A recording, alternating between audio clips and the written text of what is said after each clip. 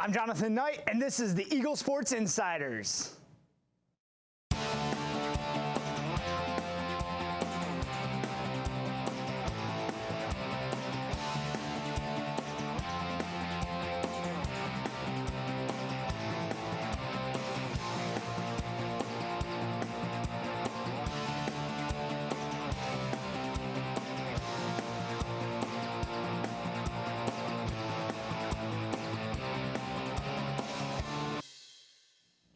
Good afternoon, everyone, and welcome back for another edition of the Eagle Sports Insiders. Joining me today is none other than Michael Kermy, and from the Eastern Echo, Evan Hensley.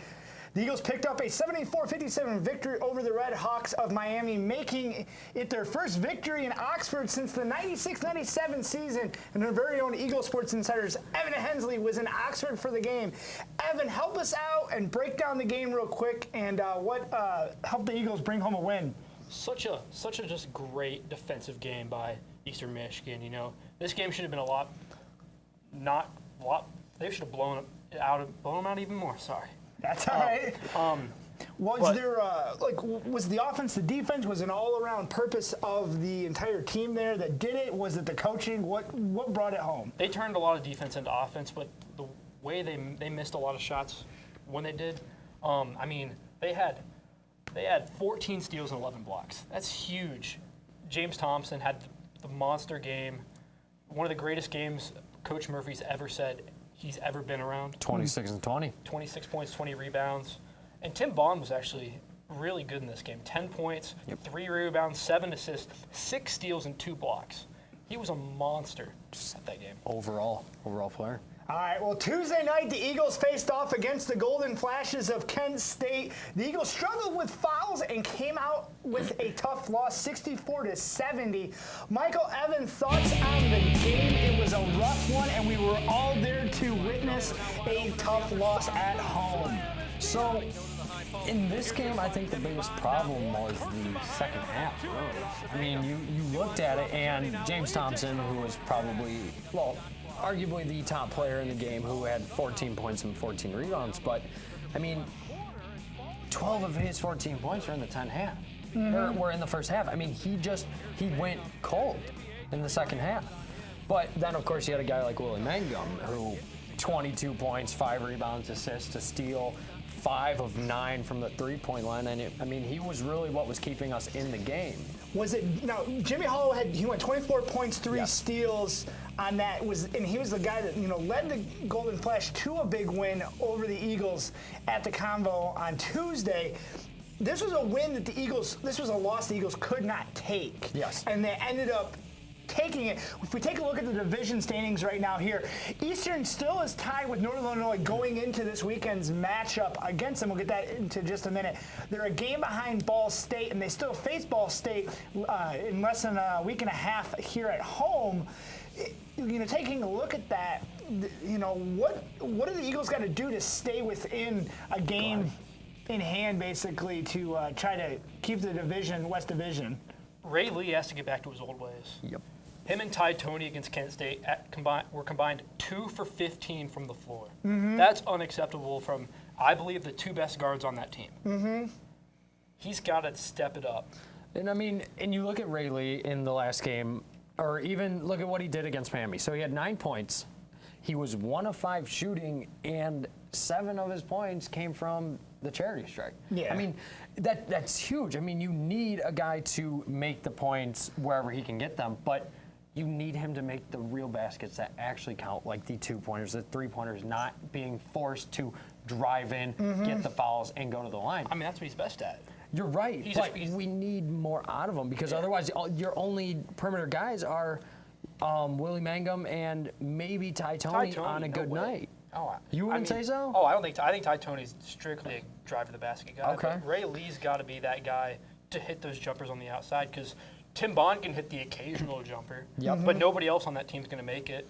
Oh, yeah, no. And Jordan Noble's no way. No, Tim Bond isn't consistent enough. Do you guys think that later in towards the end of the second half of the game that when they got into foul trouble and they kept getting it and they just couldn't get out of it. It just seems like the fouls after fouls, guys kept getting Steele fouled out. James Thompson got into foul trouble. Everybody just kept getting in foul trouble. You think that was one of the major key factors of why they lost this game on Tuesday night? Well, I mean, I can't remember the exact number, but if you look at it, we had over 40 fouls in the game. I think we're closing in Plus on... a technical on Yeah. coach. Here, we'll pull up the number right here. So we have 30 against Eastern Michigan alone, and against Kent State, we had 24. So there were 54 fouls. The second half dragged on way too long because every second you were going, you were at the charity strike. When you look at that and you look at those numbers, so you have that many fouls, plus you get a technical from Coach Murphy, in which I had no clue, I wasn't paying attention or what happened at that point. All of a sudden I know that he got teed up. But you cannot, that shows a major factor in why you lost this game and what you need to change going into this weekend's game.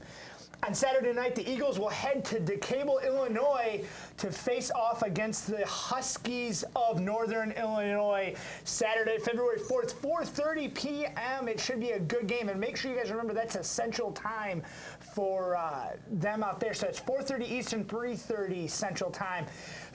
This is a game that they cannot lose. This is the division matchup. This is a game that you have to win this. You're tied with them right now. You need that win moving forward in the division race, the seeding race, as we get closer to the end of the month, going into MAC play.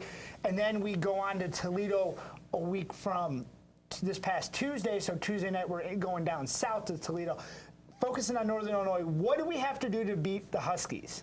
Somebody outside of James Thompson has to step it up. Because every game, he's going to be in foul trouble. He's going to get double-teamed the whole game. That's been his biggest issue. Ray Lee's got to step it up.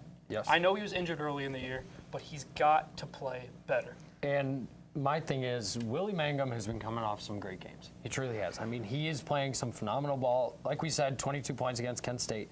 I mean, if this guy can get that three-point ball to drop, he can be the go-to guy besides James Thompson. But even that, you can't just have you can't just have two guys scoring. I mean, you need Tim Bond to step up or Ray Lee. You need these guys to do more because NIU is not a bad team. Do you think if Tim didn't foul out there, which was in my mind some garbage calls by the refs, and he got fouled out in which seemed to be a very on that block, which was a block. I saw the replay. That was a clean block. I wish we actually had that replay to show you. But he had this clean block. But he got fouled. They called a foul on him, and he got fouled out at that point. Do you think that was a big factor there when he fouled out? That was kind of like the turning point of almost why they lost that game against the Flash? Yeah, like honestly. So they need to make sure they got to stay out of foul trouble going into this weekend. That's a constant issue, especially with the zone defense they run. They're going to they're going to get in foul trouble. I mean, Tim Bond's not the most offensive guy. He's going to make you a lot of your plays, but he's a big factor into that offense when it comes to getting it to Willie Mangum and these guys. Tim Bond's more of a fast break kind of guy. You know, he's more of the guys who, when off a steal, you're going to dish it up to him, and he's going to slam it home for those Sports Center top 10 plays. Yes, exactly. Which he did have a nominee in that game. But the thing is, it's not just Tim Bond. I mean, James Thompson is constantly in foul trouble. And the biggest problem with him is it's his attitude. He has so much talent, but his attitude keeps him from being great because he gets these ridiculous technicals or flagrants because these teams pick at him. They know if you just keep going down low, he's going to get frustrated, he's going to start running into bodies, and he's going to make the mistakes. Well, even at the Miami game, there was fans that were harassing him the whole time. They're getting in his head. He's got to find a way to clog out all that excess noise and keep everybody out of his head.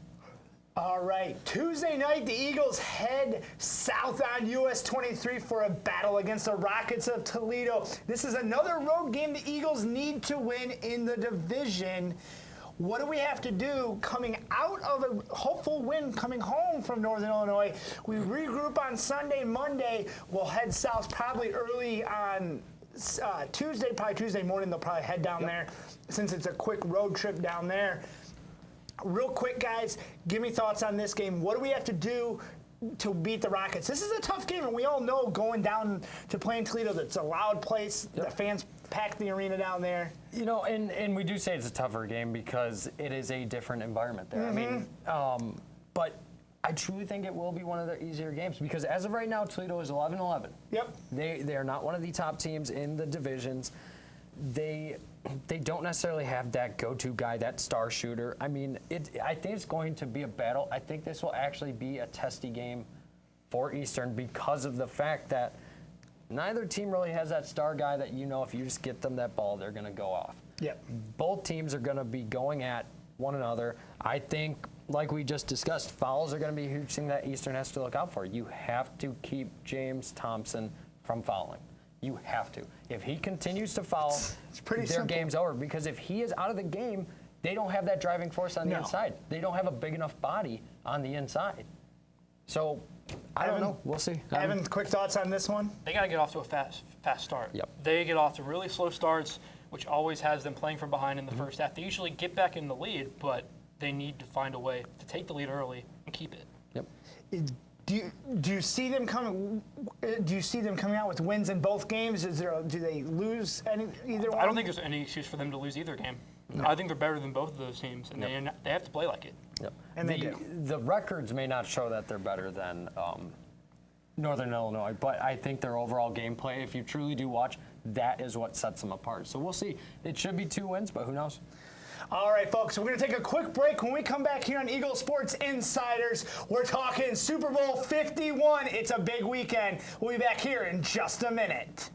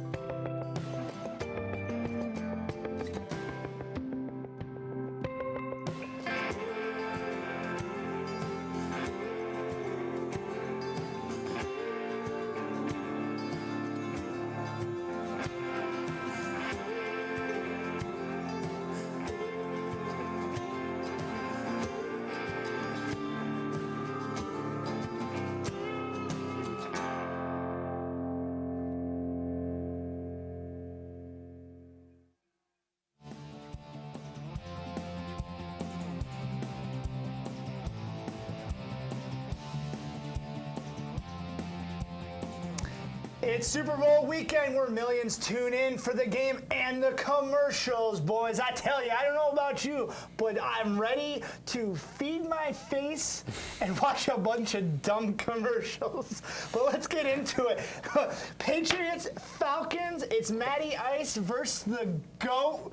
I'm excited for this one. Does he go for 5 of 7 and have one of the best records of all time as a quarterback and achieve something that nobody else has done, and that's have a national title plus 5 Super Bowls? Or does Matty Ice take the Falcons and finally get over that hump, as they say, they finally got over the river, and he gets his first Super Bowl? You know, I personally don't think that Atlanta has what it takes. I think if Atlanta is going to win this game, it has to be perfect. They Near can't make- perfect? No, not near perfect. Perfect. Perfect. 100% 100% perfect. They cannot make mistakes. New England, so they have Deion Lewis back. Yeah. Deion Lewis. Not many people know this. New England is undefeated in games where Deion Lewis plays. Yes, 100%. We all They know have that. Deion Lewis, they have James White, and they have LeGarrette Blount. I mean, their offense, yeah, they don't have these 6'3" stud wide receivers that you see Atlanta has with like Mohamed Sanu and Julio Jones, but you got Julian Edelman, you have Danny Amendola, you have Martellus Bennett, And then you You have have Hulk Hogan. you have Hulk Hogan, Chris Hogan. I tell you, if he scores a touchdown, I really hope he does the Hogan pose out there. Just scores a touchdown, just hits it one time. It'd be awesome. It'll be interesting to see. But okay, so he has all that. So the offense stays 100%. Yeah. What about the defense? Their defense is quiet. They're sneaky good. They're the number one That defense. secondary is so underrated. Logan Ryan's going to make a ton of money in the offseason. Malcolm Butler. Malcolm Butler is probably going to stay there. But He's a stud. Devin McCourty. Yep. Okay, now let's look at the one factor that kind of is in the back of all the players' minds. Kyle Shanahan. He's leaving he's leaving. This game's over with. He's on a plane. He's going to San Francisco. Does this rub any of the players wrong going into this game, or does he 100% focused on winning a Super Bowl? I don't think so. I don't think it's really bugging them because I don't think they're really focused on anything after this. They're just focused on this game. This is the biggest game of their life. Yep. They'll probably never play in a game bigger than this. Most players won't.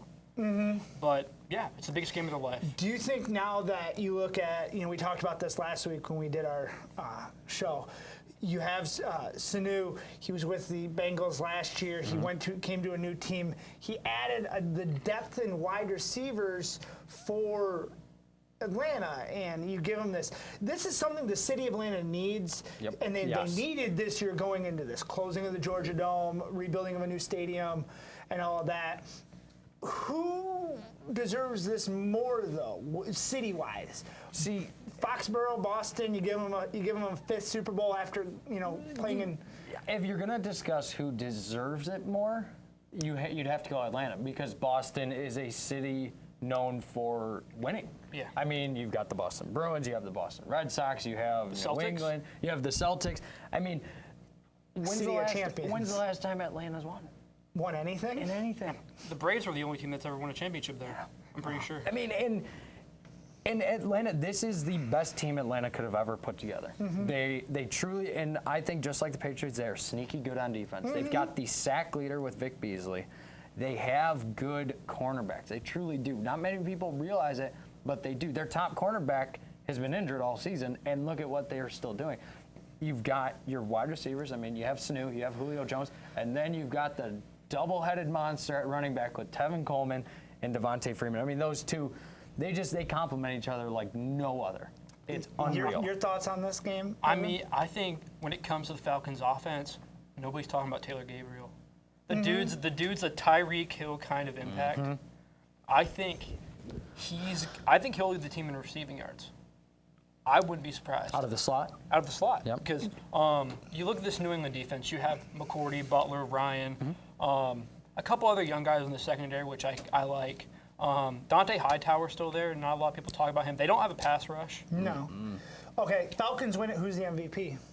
Matt Ryan. Matt Ryan. Matt Ryan gets MVP. Doesn't go to anybody else but Matt Ryan. Nope. No. Let me talk about the Patriots real quick, though. Yep. All right. All right, so the offense, we're talking Tom Brady. I think as soon as that game kicks off, he's already cemented his legacy as the greatest ever. You played in 7 Super Bowls.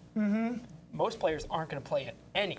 Oh, and he's probably going to play in at least 2 Oh, more. I think he might play in another one after this because of how the AFC is.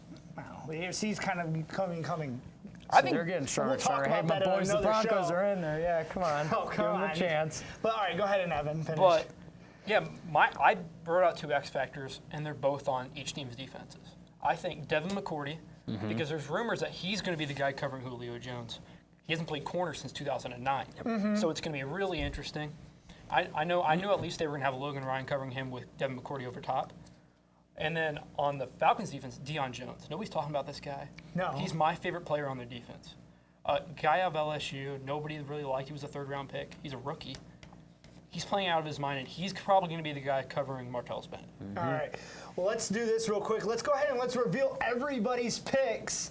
And, well, I kind of took a peek at them earlier today, and, well, it's let's reveal everybody's picks and see who you got. Evan, who does Evan have winning Super Bowl 51? It's pretty simple. 31-28, New England Patriots. Tom Brady hoists the Super Bowl MVP and shakes Roger Goodell's hand. That would be something to see. It'll Right be- there. oh, that's- That would be that's- something to see. Is that the front page of the paper? Yes. Oh, Okay. hands down. All right. Who do you got? Like I said, Atlanta, if they played perfect, but in reality, I have the Patriots 24-21. And you know what? I don't think there's any hard feelings between Goodell and Tom Brady. No, He's I going don't to think hand so it over either. to him. I really don't. And I think you got to have the utmost respect. I mean, you get the chance to hand over the Lombardi Trophy to the greatest of all time. Why would you? Why would you not want to? Exactly. And I picked the Patriots too. And, Yep. and honestly, if the GOAT gets hot, I honestly think this could be a little bit more. It's going to be about a 42-21 Patriots. When Tom Brady gets hot and the GOAT gets hot, he gets hot, and he's going to win this game single-handedly. And he's gonna do like he did to my Pittsburgh Steelers. Hey, in their defense, though, your best running back was injured. Yes, and he did your hurt his top groin. wideout He did hurt was his shut groin. down. Yes, we all know that. So- But across the board, we all picked New England to win Yep. it. I'm really looking forward to it, and I'm really, really excited to sit down, watch this game, and really see who does it. But thank you guys so much. That's all the time we have here on Eagle.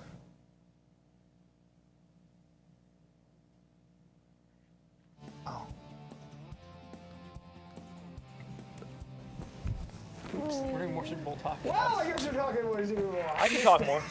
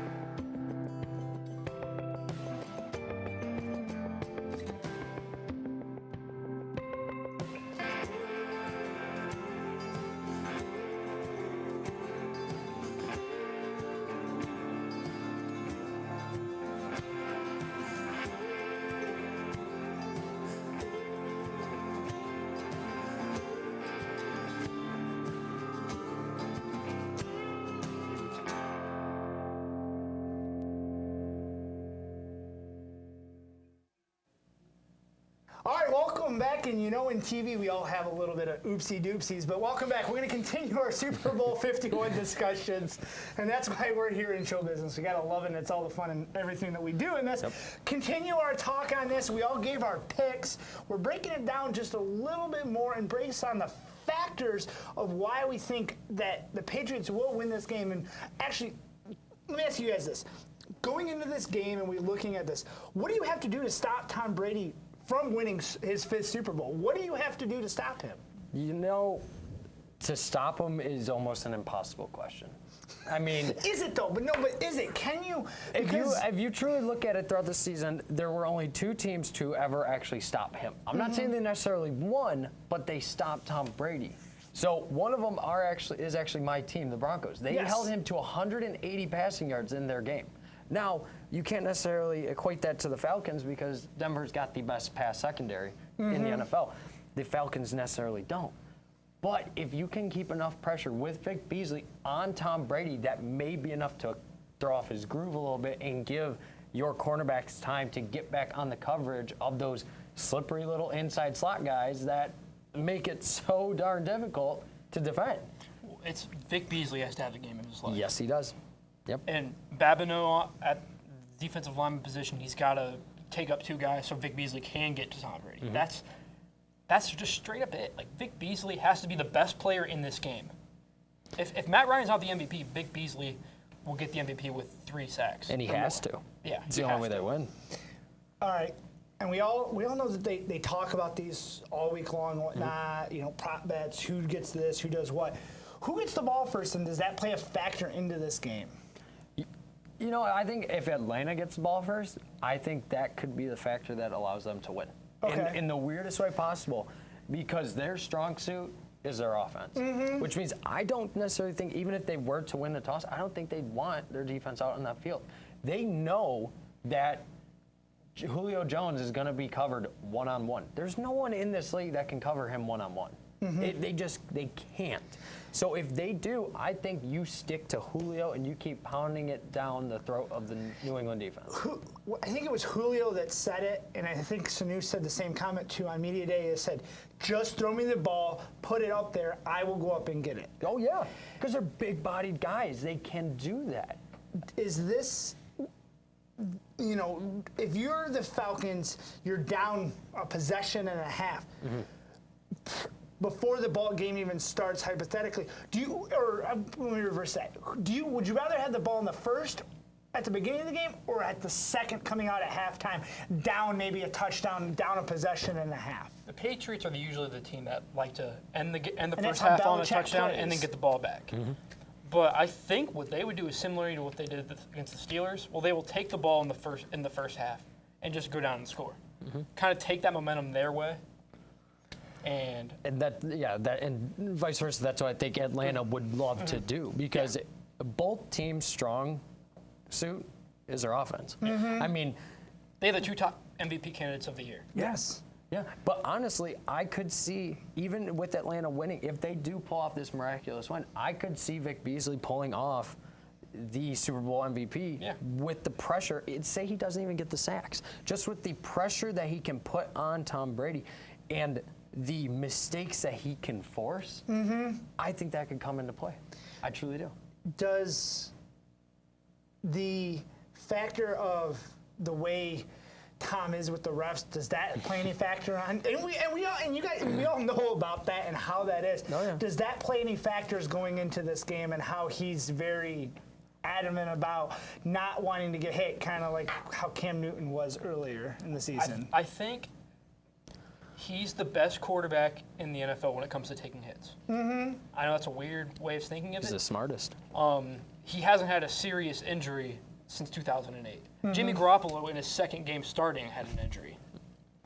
And So then Jacoby Brissett Brissett? had his was on a throw. Yeah, Brisket. His was on a throw, wasn't it? Didn't he? I believe he hit helmet of the defender Yes. and messed up his thumb or something like that. But Matt Ryan has the same leverage. Yes, he does. but he does. And that's the thing is this an even, being that we have some of the both quarterbacks have the same leverage, is that an equal amount so the refs are just going to kind of let them play? I think so. And in reality, I think it's going to come down to the running backs. All I right, truly do. final thoughts for Super Bowl 51, Evan. I mean, nothing really else to explain. The experience is going to be huge. I think that's the biggest edge. I mean, obviously. But Dan Quinn has coached in two Super Bowls. Yeah, so with Seattle. that's a huge factor. I think New England's going to win. I want Atlanta to win. You think they're going to win, so then why did you pick? And it's just, I don't see. That's the thing is I don't get it. You want, and that's I who it want is. Atlanta, but I know they won't. All right. Well, that's all the Unbiased. I like time we have this week. Thanks for watching Eagle Sports Insiders. If you want to watch this show on demand, make sure to visit us on YouTube and search ETV at EMU. See you next week.